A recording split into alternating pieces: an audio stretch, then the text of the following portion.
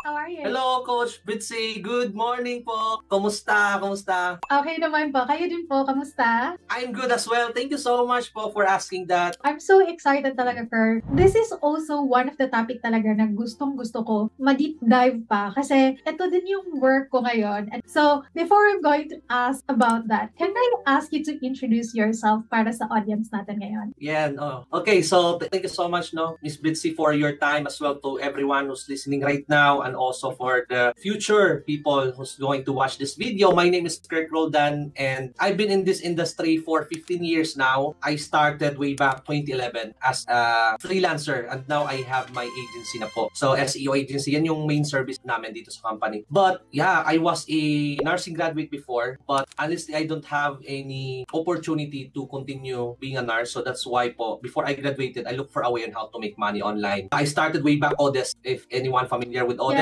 here. Now, okay, andun po kayo. Now it's Upwork, right? And it started from there. The goal is to, walang goal pala kasi money lang yung goal ko that time eh. Kasi imagine, I started from nothing talaga. So, a college student and then wala akong natitirang baon every day. So, enough lang for pamasahe. But the goal is may pang-date lang that time in college. Ayun, I have a friend as well. He said, punta ka lang sa Odesk and register ka. And that's it. I applied every single day for 1 month but no one responded to my application. And then I asked him again, what did you do? He said, create a resume. So from there, I created a resume. Nag-apply uli ako every day for 2 weeks. And suddenly, someone responded to my application. And I said to her, ang goal ko lang is matuto ng SEO. But the good thing, she provided me $1 per hour, 10 hours a week. So meron akong $10 a week, $40 a month. So malaking pera na yun sa akin. So it started from there, no? And then it improved to $2, $3, 20 hours a week, 30 hanggang sa naging full-time. And from having 1 client to 2 clients, 3 clients. And that's why I built my agency kasi I can't handle doing work for my clients that time. It started from there and I spent a lot of money buying training, courses. I still remember nung bumili ako ng course online way back 2012. Napakahirap kasi walang mga support like this, walang webinar, walang support talaga na you can chat them on DMs. But before 30,000 course sa international pa, if you ask a question, nagre-reply sila sa email pa once a month. Napakahirap dati. At ngayon, andito na yung community ni Ma'am Britzy, no? So, is doing a lot of learning and knowledge for everyone, for you guys. So, we need to learn from this. We need to apply this talaga. This is very important din po. Nice. So, ang tagal mo na pala talaga sa SEO, sir? Yes, yun lang talaga yung alam kong trabaho. Hindi na ngayon kasi marami na kaming services. So, hindi ako nag-start as a general VA or data entry specialist. Diretso talaga sa SEO. Paano mo siya ma-learn? Hindi sa papanood ng video, but sa pag-apply nito. Doon mo makikita if nag-work. Hindi siya kagaya sa social media marketing, sa data entry na pag nagawa mo yung graphics na yon, that's it. Or if you finish the data entry copy-pasting job, tapos na. Itong SEO is different siya kasi aside from doing the deliverables, you still need to make sure that you provide results to your clients. Kasi if hindi, let's say second month, third month, hindi na siya magre-renew. So, ganon. Exactly. That's nice. May I know, sir, ano kaya yung i-expect dapat ng mga audience natin ngayon? A lot, no? For me, this is like a coaching kasi may mga manonood dito na merong knowledge sa SEO, merong manonood na walang knowledge sa SEO, merong interested matuto sa SEO. So, if you're that person, na you can learn pricing yourself in SEO, you know how to get clients, you will know the basic of SEO and apply this to your clients as well. So, this is very practical Q&A session, but this is very valuable and I want you guys to apply this as well. Yeah, okay. So, can we start na about the SEO talaga? Let's go! I'm excited! This is my question talaga. And this is also some of the questions na nakikita ko sa mga forums, no, na ano ba talaga yung SEO and why business owners are really into SEO? Ano ba yung impact na pwede niyang madala sa business pag i-apply siya ng mga business owners sa kanilang website, even sa social media nila and all? Alright, in layman's term, SEO is search engine optimization. Bali, this is a process of improving your website on Google, and then once it improves, you can generate traffic, you can generate results sa website ng mga clients or your website na ginagawan mo ng SEO. In short, no, sa mga baguhan lang, if you type something on Google, di ba, hindi ka na pumupunta sa page 2, page 3, page 4. So yung result sa first page, they are relevant, they are trusted, at yun lang talaga yung mga ikiklik natin, di ba? So, andun ka sa pinakataas, maraming makiklik sa'yo. Ayun, so the goal is to increase visibility, traffic, and trust, or leads, phone calls, and sales. Depende sa client mo. If your client, they are local business, yung goal is to improve the calls or phone calls. If the client is a lead generation, the goal is to improve leads, sign-ups, ganon. That's the basic of SEO. But there are a lot of process and ways how you can go there. Yan yung pag-usapan din natin ngayon. Yes, okay. Pero if someone would want to be an SEO and they really don't have any any knowledge when it comes to that? Like, let's say, they just only know na pag maging SEO ka, yung goal mo, mag-rank sa Google yung website ng client. Pero they don't have any idea kung paano siya gawin or whatsoever. Ano yung siguro dapat nila unang matutunan in order for them to start doing an SEO work for their client? You need to start from the basic talaga. You need to understand what is SEO, what is the use of SEO, what's the process of SEO, yung mga basic, no? Like, for example, how to do keyword research, how to do on-page SEO, like optimizing the title tags, meta tags, description, creating content, technical SEO, or yung off-page, and yung link buildings, getting links from other website to your website, technical audits like site speed, mobile responsiveness, indexing as well, and minomonitor din natin yung ranking ng isang website, no? Like, you started today, and then you will compare the ranking after a month, no? So you need to know how to monitor the ranking as well. Kasi if you don't have this data or information, if the client asks you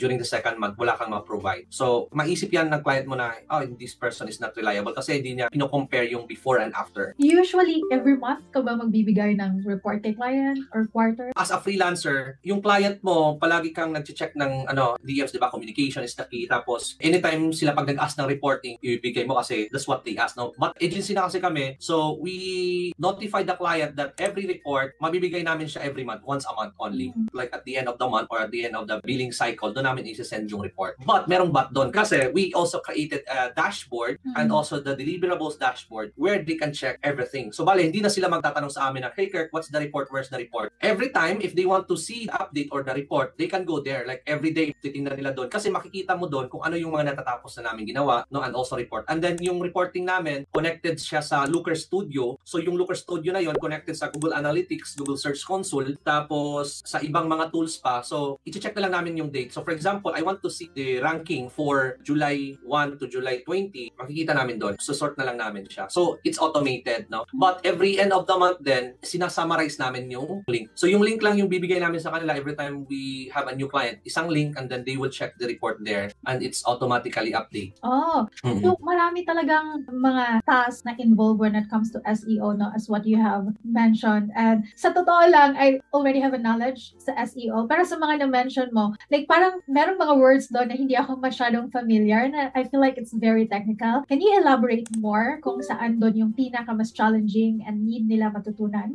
Okay, so on-page SEO, for me, madali lang siya. Kasi you are optimizing the meta tags, title tags, description, link building as well, outreach, research, content. For me, content kasi honestly, hindi ako magaling sa content until now. So ngayon may ChatGPT na kaya pa ako nagiging magaling. Kasi if you know the process or the concept of creating content using ChatGPT, then you can follow that. So for me, walang mahirap, wala talagang nakaka-challenge doon. But ito yung but kasi depende siya sa problem ng isang website, no? So let's say you already know the on-page, technical SEO, off-page, or even content, the basic or even advanced, no? But if meron ka na i-encounter talaga na problem sa isang website na hindi ka familiar, doon ka na challenge to fix that issue, no? Like, oh my God, ngayon ko lang to na-encounter na problem. And then you have a guide naman, no? Like sometimes there are issues, like for example in Google Search Console, makikita mo doon kung anong problema, pa-follow mo lang naman yun. You have ChatGPT naman sometimes na nakakapag-provide ng answer, or Google, no? Or someone na may meron kang mentor, they can also help. So ayun, sa issue talaga ng isang website, magdedepende siya. Or if the website meron siyang 1,000 pages, may problem sa 20 pages or 100 pages yung issue, parang challenge talaga siya to fix it. Yun Para po. sa'yo, is it more challenging to handle mga e-commerce website kesa sa mga blog na website, or just the same? Okay, for me, mas challenge yung e-commerce. Why? Because e-commerce, marami siyang product compared sa mga blog. Yes, if you have multiple blogs or thousands of blogs as well, but madali lang kasi i-optimize yung mga blog eh. And we also specialize with e-commerce. Saan ko pa sasabihin yung mahirap? Kasi we have a lot of issues na kasi before that we already encountered and we know how to fix that. So, hindi ko na siya alam kung paano ko siya explain yung mahirap i-compare sa basic. But yeah,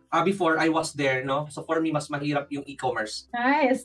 Gusto ko yung sinabi mo na, ngayon parang nahihirapan ako i-determine saan yung hard. But anyways, I really love all of the information na nabigay mo na, Kirk. But I would like to ask, atong mga ginagawa mo ngayon, is there a specific tool ba or software na ginagamit nyo in order for you to help para maka-work kay client, makabigay ng magandang report and all?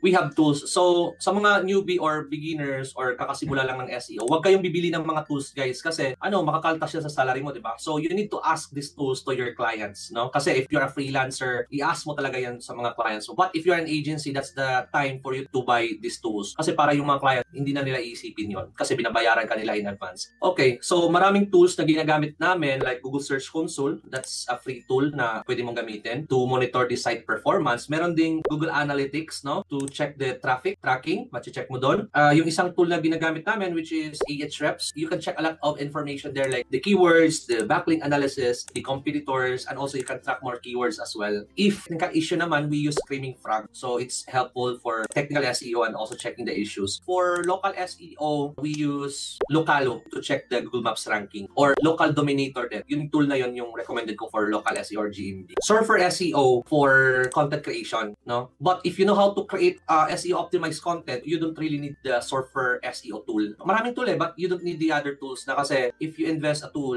like Ahrefs or SEMrush, same function, same features lang sila. Marami na silang features na you can use it for the other functionalities na hinahanap mo sa ibang tools. So yun na lang kasi para isahan na hindi ka na bibili ng for keyword research itong tool, for link building itong tool, for content creation itong tool kasi yung SEMrush din, they can also help you creating content. Oh, nice. Love that. Kirk, this is a personal question dahil pinapawork din ako ng SEO sa company ko ngayon. I would like to ask, is there a better way on how you are going to do backlinking? Ako yung ginagawa ko, mag-reach out talaga ako sa mga related na mga websites if they can also link me, yung mga ganun. Meron bang easier or faster way on how to do that? Actually, what you're doing is good eh. That's the most, for me, working strategy, outreaching. But it takes time, no? But it's relevant. Kasi even if you get one link sa success mo for outreaching, if you compare to a site having thousands of backlinks and then hindi naman siya quality, then what's the point, no? So I will still choose the one link but it has a good traffic, it has a good domain authority or domain rating, the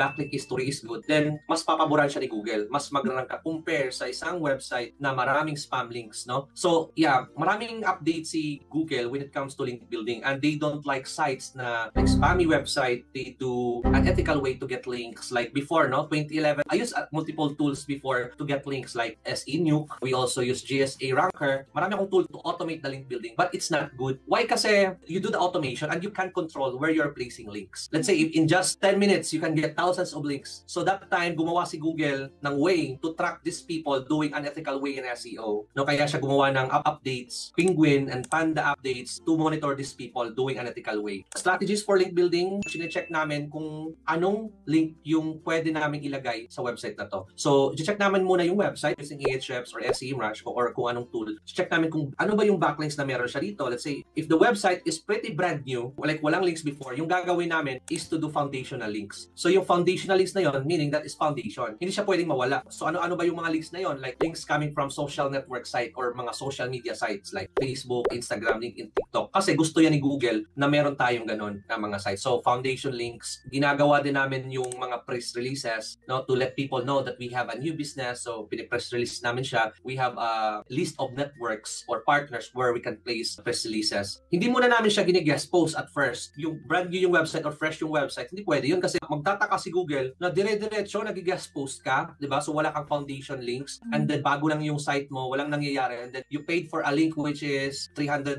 and then yung DR napakataas tapos yung traffic merong 100,000. Magtataka si Google, no? So, follow ka muna foundation link, press releases. Kasi depende yan. If the website is focused locally, yung ginagawa namin for local, we added local link building like outreaching to local businesses as well. Or like this is a website, maganda naman yung traffic, we also place a GMB or maps information there. Depende kasi siya if local or non-local, iba-iba yung strategy namin ginagawa doon. Or once it's already enough time, like after a month, doon na kami nag-a-add ng links coming from guest posting. Yun na yung mga outreaching. Nag-outreach kami. Meron din kami niche edits. So, bali yung niche edits yan, yung mga website, may authority na talaga siya, merong traffic, and then we outreach the website owner and ask us to place a link sa blog na yun. Kasi they are already authority, they have a good traffic. Once we place a link there, it can also boost the authority of the website. So, ayun, maraming mga link building but hindi na namin ginagamit yung mga unethical way, no? Like using automated tools, no? Sometimes we do a tier 2 link, tier 2. Bale, tier 2 is to boost the tier 1. If you have a link coming from guest post, outreach, binuboost din namin siya ng tier 2. So, yung tier Tier 2, connect namin sa Tier 1, then yung Tier 1 connected to MoneySite or the client website. That's nice. I'm so overwhelmed sa mga sinasabi ng mga softwares na hindi ko pa familiar. But nagigets ko yung ano mo na dapat parang mag-start ka talaga sa foundation before you are going to do a lot of backlinking or what we call guest linking natin yung mga ganun. Yeah, I'm so happy to know that, Kirk, because very challenging for me because the client really wants result ba agad-agad, diba? And SEO, like it will really take time to see the result. Yeah,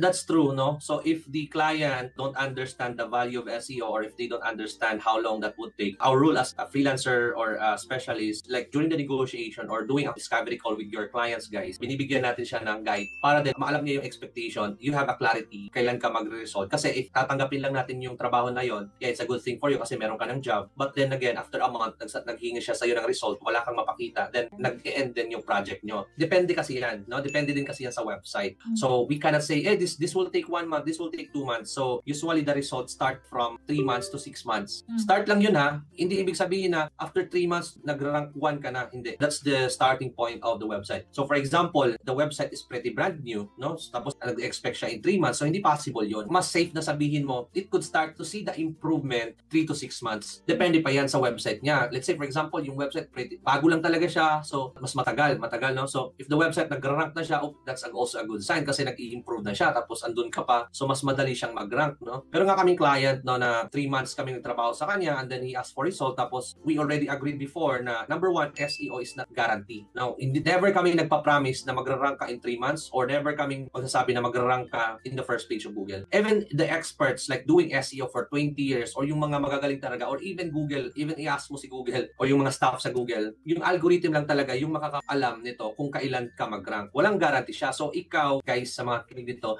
wag yung sabihin na it could take 3 months guarantee. Kasi for me, it's too good to be true or refundable or until ka mag-rank, mga ganon. Yeah, exactly. Kasi sometimes mga freelancers, we tend to over-promise pero hindi talaga nangyayari yung ganon, diba? Yes. Yan yung reason na nawawala yung project. So, much better sabihin mo, magsa-start gumalaw ang numbers sa search engine natin. Mga around 3 to 6 months start pa lang yan. Hindi talaga yan full-blown na nasa page 1. Yung ganon. I want to ask for those people na who want to start doing SEO, ano yung mga skills talaga na need nila i-hone in order for them to start? If you're interested to do SEO, pwede kang magsimula sa basic SEO knowledge, like what I've said earlier. Pwede kang mag-SEO specialist, no? Content SEO writer, local SEO expert, link builder, focus ka sa technical SEO, focus ka sa SEO account manager or project manager. So, depende yan. Now, if knowledgeable ka sa content, I suggest magiging content SEO writer. Pwede kang diretso doon. Or if you're techie na person, no? Like you do programming or meron ka ng knowledge talaga sa digital marketing world, mas easy lang sa'yo yung SEO, I suggest diretso ka sa technical SEO kasi once na nalaman mo yan, mas magugustuhan mo din. Or meron din SEO VA. Yung SEO VA na yon, pwede ka din doon magsimula kasi SEO virtual assistant yon, like nagtatrabaho lang ako to do that SEO. Walang guarantee na knowledgeable ako sa SEO. Basic knowledge lang or wala akong idea sa SEO pa, tuturuan mo ako, no? It's okay kasi SEO VA pa yon. And then walang guarantee sa ranking. Even 6 months, even 1 year, even 2 years, walang guarantee kasi sila naman yung nagbibigay ng task sa'yo. Like gawin mo to, follow mo lang to, mga ganyan. So pwede as a beginner, magsimula kayo sa SEO virtual assistant. From SEO VA to SEO specialist, magaling ka na, dyan ka mag-jump to SEO project manager, tapos SEO account manager if you want to improve your skills or if you want to improve the rules and also obligation. Yun. Or if gusto mo naman link building, yung pinag-usapan namin kanina ni Miss Britzy, pwede ka din mag-focus doon. Kasi madali lang gawin yun. Ito, may mga kakilala, may mga friends ako kumikita ng 6 figures, 7 figures a month without hiring multiple people.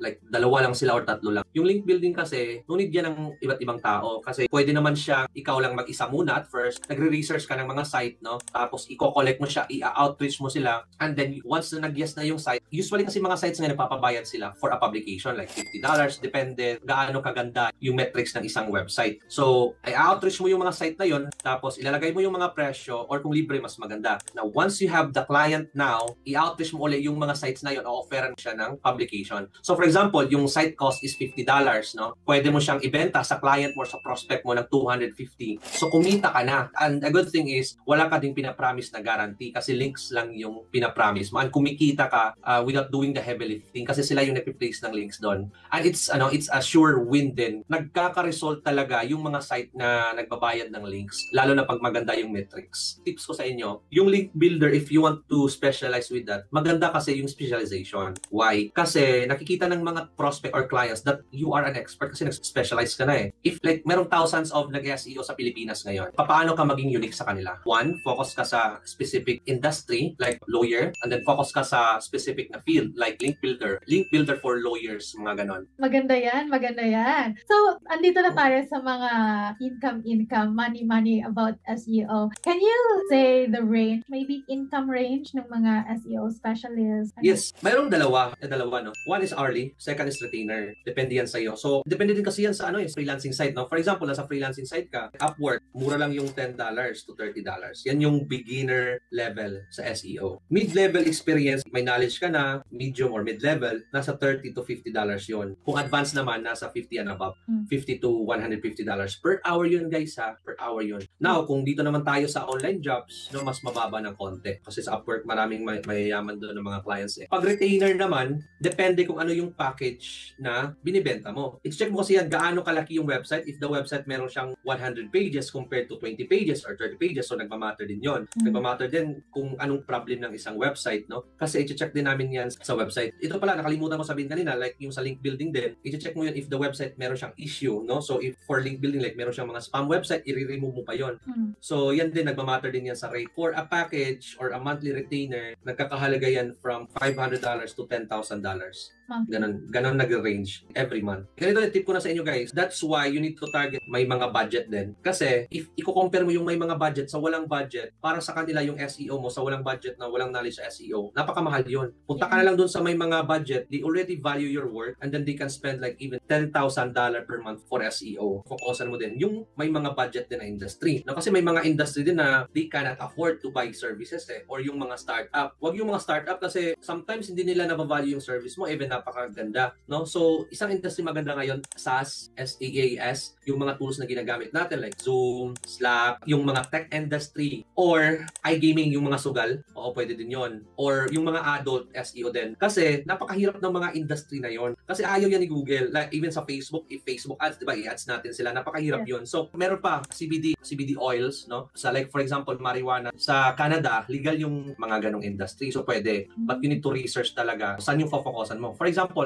you are a dentist, no? Right now, and then gusto mong mag-SEO. Focus ka sa dentist na niche kasi yan yung gusto mong field eh, di ba? At the same time, madali ka lang kukuha ng client kasi you are familiar with the industry as well. Pwede kang maggawa ng website na i-conceptualize mo din sa dentist, ganon. Before ka papasok doing SEO, you need to research, number one, your industry. Ano bang industry yung focusan ko? Yung target market ko, target audience, saan ba sila pumupunta? It's either social media or online jobs or LinkedIn. I-check mo yon. Budget din nila, no? And then, anong age yung target market ko? Are they 30 and above, 40? Are they CEO or vice president, no? President. You need to understand that first before you do SEO diretso. May mga iba kasi apps, sinabi ni Sir Kirk, itong mga rates na to, mga ganyan. Okay, mag-register ako sa Upwork. You need to understand your market first. You already mentioned earlier na pwede sa Upwork. Do you have any other platforms pa ba where you get your clients from? Yes, guys. Before, I started in Odesk and after that, nasuspend yung account ko before. Wala na ako doon. Tapos, gumawa ako sa online jobs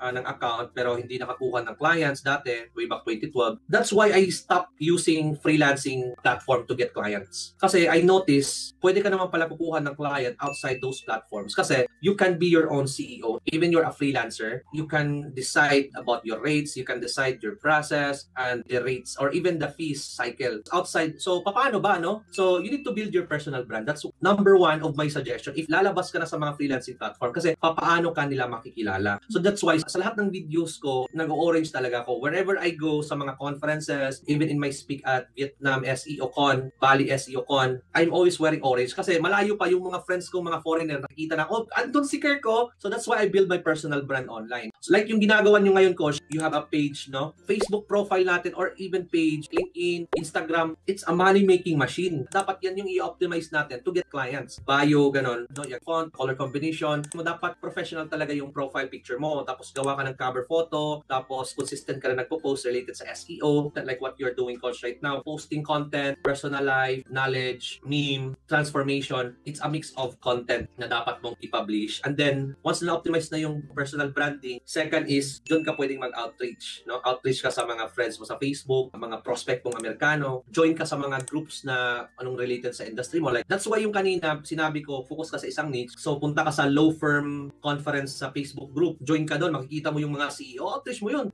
Iba na dito yung way mo to get client kasi sa freelancing platform, may mga job nagpo-post. Dito, walang job na nagpo-post. Bali, i-outreach mo sila, check mo, hey, I seen your website, they are not producing any traffic. How about we can schedule a call? I will give you a free consultation. Paano natin siya i-fix? And don't worry, it's a free consultation. Ganon yung ginagawa namin sa message. Every day we send, depende sa platform, sa Facebook, kung makapag-send kami 50 kasi hindi din nila inaalaw, like 40, sometimes 50, may mga 10 yung nagre-reply. So, it's a lot of opportunity using the social media platform. It will work. Tapos, produce ka content. I suggest every day, if you can do that 3 to 4 times a day, magpo-provide na tayo ng content kasi para yung mga taong na-outreach natin, makikita nila yung profile mo na optimized, tapos makikita nila na knowledgeable ka pala sa industry na to. Kasi yun yung ginagawa mo eh. Medyo may obligation ka dito, but this is a long-term game eh. Diba? So, this is a backup for freelancing sites. No? So, yun. Tapos, referral. Matagal pa yung referral kasi kung wala kang client, matagal ka pa magkakaroon ng referrals. Kasi you need to have case study testimonial sa previous client mo, tapos i-refer ka niya sa iba. Or you can talk to a web design agency, tapos bale, ano kayo, ex-deal. If they have an SEO service, ikaw yung i-refer, or pag meron kang web design service, or meron kang web design clients, sa kanila mo ibabato. So, bale, give and take. Ayun. So, by the way, marami akong training that coach on how to get clients. So, okay lang ba, coach, mag-plug dito about sa community ko? Sure. Sige, kasi guys, andun yung mga updates sa community ko, how to generate from 5 figures to 6 figures a month sa mga clients mo. Pwede punta lang kayo sa School of Profits.Academy. It's a free community where you can learn SEO, e-commerce, international dropshipping, or magsa-start ka ng VA or freelancing career. Punta ka doon, libre yung community na yon, and then we are teaching a lot of people din doon. It's a new community and I'm adding content every week. Don't worry guys, because I'm gonna give all of the link na pwede nyo makita or makommunicate si Kirk. Meron ka bang Facebook page, right, Kirk? Search nyo lang ako guys, the orange guy. The orange guy. Yeah, the orange guy. Yeah, I like your branding na orange. Like, makakakuha talaga siya ng attention ba? Madali mo na malalaman, oh yeah, si Kirk, yeah. Yung ganun. Right now, I want to ask, para sa mga aspiring mga SEO ba, do you think it would be easy for them to learn SEO? Hindi ba siya mas complicated na i-learn? For me, learning SEO is easy. But at first, before, napakahirap kasi walang mga nagtuturo. But now, madali na lang siya kasi merong mga taong nagtuturo talaga sa SEO from basic to advanced. No? You need to have someone who's guiding you sa process na to. Kasi meron din ako mga kaibigan before na tinuruan ko how to do SEO and they stop. I don't know what's the problem. Nilagay ko pa doon paano ako nagsimula, start to basic, tapos pinakita ko pa yung mga kinikita para to brag,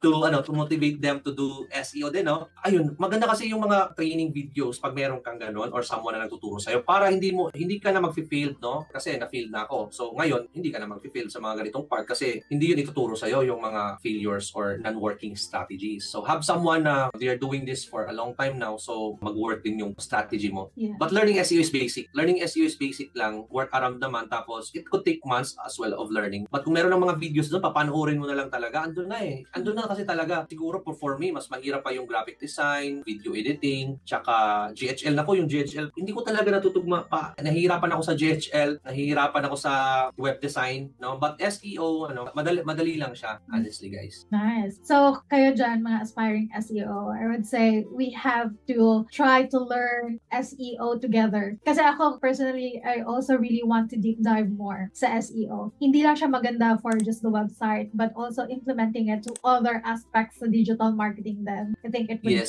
really help a lot sa businesses ng mga i-serve natin na clients, right? So, Totoo. Yeah. Do you have any pieces of advice para sa mga aspiring SEO specialists natin?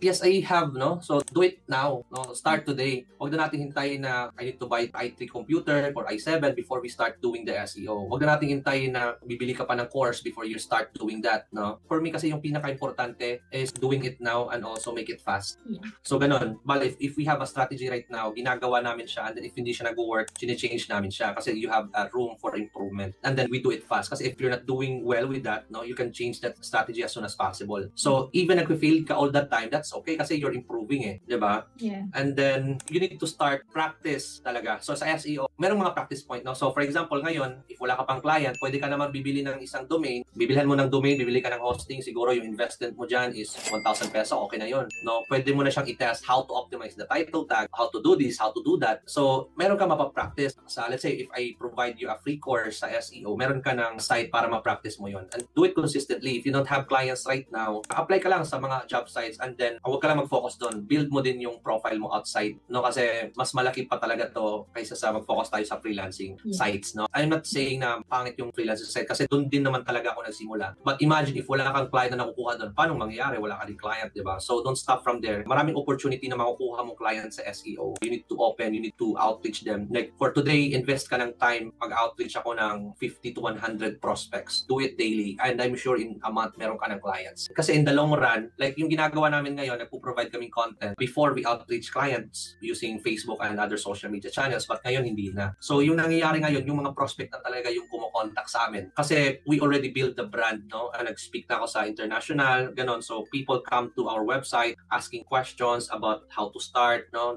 Doing discovery call sa social media then. So yeah, build content all the time, no? If you're willing to fail, then that's good for you. Lastly, have a mentor, no? Kapag nahihirapan ka, ando na yung mentor na yon, natutulong talaga sa'yo, hindi ka talaga mawawala. But follow talaga kung ano yung mga sinasabi niya sa training. Kasi ginawa na yan before and nagkamali na siya. So right now, I'm sure mag-work na din yun. Patience din, no? Kasi yung SEO, ititest mo siya if nag-work o hindi. Yeah. No? Kasi sinabi to ni Sir Kirk sa akin, pero wala akong result. Hindi ibig sabihin na mali ako. But you need to be patient kasi si SEO, parang mga, sorry to say para yung mga partners natin yan, sometimes unpredictable, sometimes paiba-ibang isip. So, hindi natin alam kailan ka magkaka-result. Meron pa nga yung mga kasabihan na, pinipraise mo si Google para mag-rank ka, please Google. Kasi pinalo ko na lahat, hindi pa rin ako nagkaka-result. Like Facebook, di ba? Even though we follow the strategy, hindi nag-work yung strategy, lipat na naman tayo and do it consistent. No? Curious tayo sa mga changes. Kasi si Google, meron siyang mga algorithm na paiba-iba. Like ngayon, meron namang algorithm na ganito. Pag may mga changes sila, we know how to change our strategy as well. Yung niche din, no? Follow kayo, sinabi ko kanina, niche down kayo sa Facebook or other social media nyo. But sa Upwork mo, focus ka sa general na wide range para pwede ka kapag-apply sa lahat ng mga job posting na related sa SEO. And then, yeah, start learning and doing. Huwag kang hintay na magiging expert muna ko sa SEO before I apply for a job posting. Yun nga, first client ko, sinabi ko pa, hire me because I'm an expert. For 1 month, yun yung ginawa ko, yung sinabi ko kanina na 1 month ako nag-apply. Yung ko lang doon sa cover, hire me because I'm an expert. Even though I don't have any experience in SEO, confidence lang talaga yung meron that time. I guess that's also the reason why walang nag-reply sa akin. And then I build a resume nung nag-apply na I build my portfolio doon na pwede kang magtrabaho muna for free sa mga friends, colleagues mo para may portfolio ka or testimonial ka kasi magamit mo yan, di ba? And then website. So kasi pag may website ka, professional yung dating eh. They can buy from your service papunta sa website mo. Makita nila doon yung offer mo and everything. Sa SEO kasi malaki siya, di ba? So pwede kang mag-offer ng hourly rate, pwede kang mag-offer ng fixed rate, pwede kang mag-offer ng individual service like on-page, isa-isahin mo yan, on-page technical link building content. Pwede yon. So marami kang ways paano ka kikita. Yeah.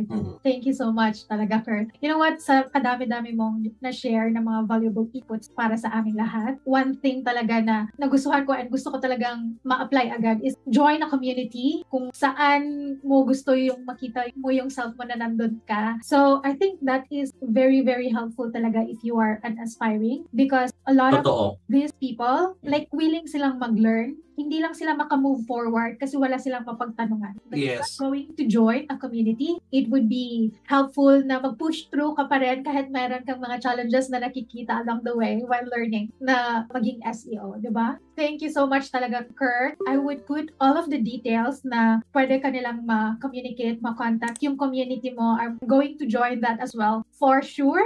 And thank you so much. Do you have anything ba na gusto sabihin? Yeah, I guess that would be all, no? So, guys, follow nyo ako dun sa The Orange Guy na page sa Facebook kasi dun ako mag-add ng mga content, daily content. Tapos sa community namin na School of Profits.academy, I'm adding content din doon every week. Kasi coach, that's a way on how to make money online. Hindi lang siya sa SEO, but basta legit lang na pamamaraan to make money online. Yeah, marami kaming video ilalabas doon. Kasi future goal namin, coach, is to build a school talaga sa lugar namin. Like yung pwede mong puntahan na school na makapag-enroll ka. Kasi karamihan kasi, coach, is after nilang mag-graduate, di ba, pupunta sa abroad, pupunta sa ibang lugar kasi andun yung opportunity. How about dito? Marami din kasi dito sa lugar namin na undergrad or mga standby or mga graduate pero walang trabaho, yung isang goal is after ko mag-graduate, doon ako mag-school talaga. Or undergrad ka, mag-school ako doon para matuto ako to make money online and then marami akong matutulungan. Yun yung isang goal namin, so that's why we build the community and it's free, guys. So, yun lang muna for now. Yeah, join kayo doon kasi magre-reply ako sa inyo personally, 'di ba? Mahal yung mga coaching ngayon, but dito libre lang, 'di ba? Yeah. Thank you talaga. I'm so inspired sa'yo, Barna. You want to build a school to learn how to make money online. Because wala pang ganyan. Lahat mga mostly online, mga paid courses lang. Pero wala talagang literally school na pwede lang pumunta. Which is, I think, that would be so effective. Like, personal ba? O, di ba, mas dahil siya? Totoo, coach. Kasi din, coach, starting 2019, yung ginagawa ko is nagtuturo ko international yung mga students ko. US, Australia, Canada, Philippines, Bangladesh. So, English din. And hindi ko siya gusto yung ginagawa ko. Kasi nag-English pa ako, tapos nag-prepare pa ako ng ganitong mga strategies, mga ganun, para sa kanila. And hindi ko siya gusto yung ginagawa ko. Honestly lang talaga. Kasi ba't pupunta pa ako doon? Andito naman tayo sa Pilipinas. But dapat magtuturo ako ng mga Pinoy. So, doon ko nakuha yung concept ko talaga. Kasi, coach, every year, I started 29, nag-isip na naman ako, ba't ko ito ginagawa? Kasi andun yung pera, mas marami talaga yung ma-invest ng mga kano sa'yo. If you do coaching international, if mag-sell ka ng course sa kanila, mas maganda, mas malaki yung pera doon. That's why I do it as well.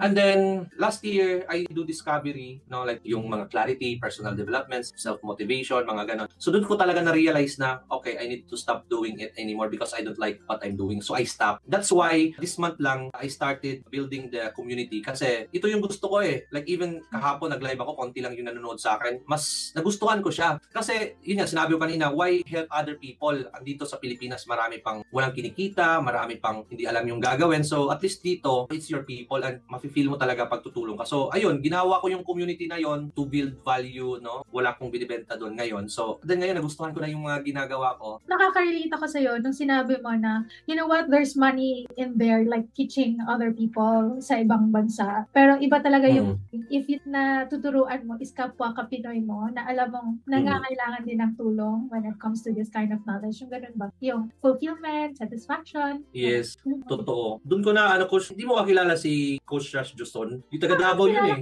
Yeah. O yun, doon ko na-realize talaga na, I need this. So, yun din ang rason na nakapag-realize ako. Pero last year pa yun so it take me a year pa bago ko nasimulan to. For me kasi, coach, hindi na to about or getting money, Yeah. Hindi to about sa pera-pera. Tapos na ako doon, yung time na nagbibenta pa ako ng mga courses couple of years ago. Kasi right now, I have an agency. So, I don't need money coming from courses or sa mga ganyan. But, it's pure value talaga. Yung value ko talaga na gustong makuha, So, ayun, right now, ang ganda sa feeling, yung kung gusto mo talaga yung ginagawa mo, fulfilling talaga siya. Ayun, and thank you, Coach, for listening. Like, it's more on the purpose of life na. It's not just for money. Yeah, I totally get it. But anyway, thank you so much and salamat sa maraming values. Marami kaming natutunan ngayon sa talk mo and nai-inspire din kami sa journey mo. And yeah, thank you so much. Please comment below if you have any questions with regards to SEO or even getting clients or how to make money online. You can just always join the community of Kirk. Lalagay namin ang link lahat below. So yeah, thank you so much, Kirk. Thank you so much, Coach Britzy. Appreciate your time as well. Bisita ka dito. Bisita ka diri. Yeah, Visit ka sa Surigao. Wala ka, Jugo. Wala ka. Thank you so much. Bye. Bye.